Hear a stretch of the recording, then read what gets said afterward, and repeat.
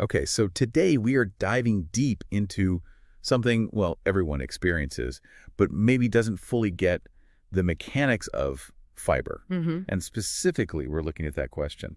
Does fiber actually make your poop solid? Because it seems like it should be simple. Right.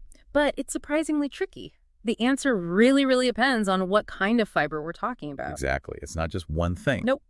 And that's where people often get a bit confused or even run into trouble.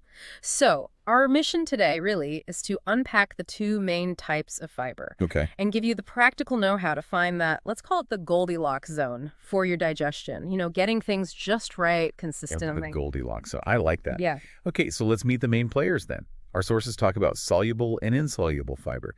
Can you break those down for us? Like, what do they do? Yeah, absolutely. And what's interesting is they kind of do opposite things, which is why balance is key. Okay. So think of soluble fiber first. It's like a soft, absorbent cushion. It actually dissolves in water. And because it dissolves, it forms this sort of gel, which thickens things up in your gut. So if things are a bit too loose, maybe a bit urgent. Yeah. This cushion soaks up that extra water, making your stool, well, more formed, more solid. Got it. So soluble equals solid forming if you're too loose. But hang on, what if you're already feeling, blocked up, constipated? Adding something that thickens sounds bad. Exactly. See, counterintuitive, right? That's where the other type comes in. Insoluble fiber. Okay. We call this one the broom.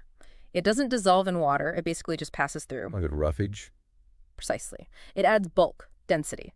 And that bulk physically sweeps things along your intestines. It gives the muscles something to grip onto, preventing things from getting too hard or stuck. So the broom gets things moving if they're too slow or hard. You got it. Cushion for loose, broom for hard. Okay, that makes sense. Right. But before we talk about which foods have which fiber, there's this huge warning sign in our sources about water, hydration. Seems like the number one mistake people make. Oh, absolutely critical. This is where good intentions can go wrong fast. If you suddenly ramp up your fiber, especially that absorbent soluble kind, but you don't drink more water, you basically turn your digestive system into, well, the analogy used is a cement mixer. Oof. Doesn't sound good. What does that actually feel like? Think major bloating, cramping, gas, and often constipation that's even worse than before you added the fiber. Wow, okay. Yeah, imagine that soluble fiber, that sponge, right? Yeah. If it doesn't have enough water to soak up, it just becomes this dense, hard mass. Right. It blocks things up instead of helping. So the pro tip is non-negotiable.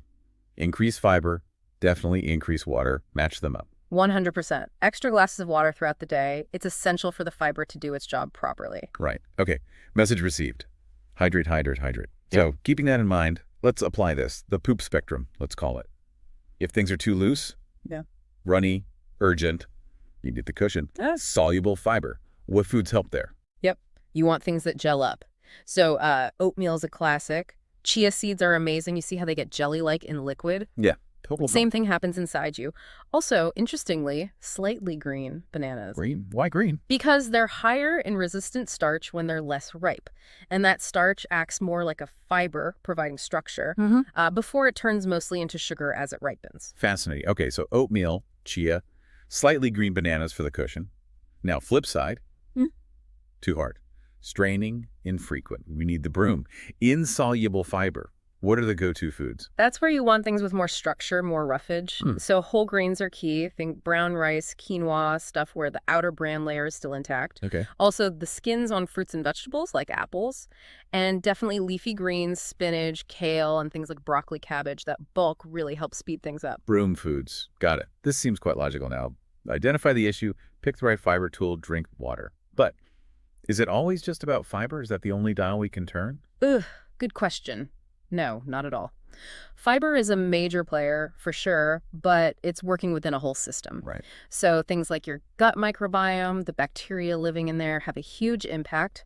Stress levels, big factor.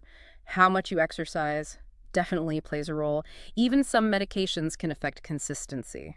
So fiber is important, but it's not the whole story. Exactly. It's a powerful tool, yes, but you have to see digestion as like a team effort. You need to consider all the parts. Okay, so wrapping this up, for you listening, the main thing to remember is that fiber isn't just fiber. Its effect depends totally on the type.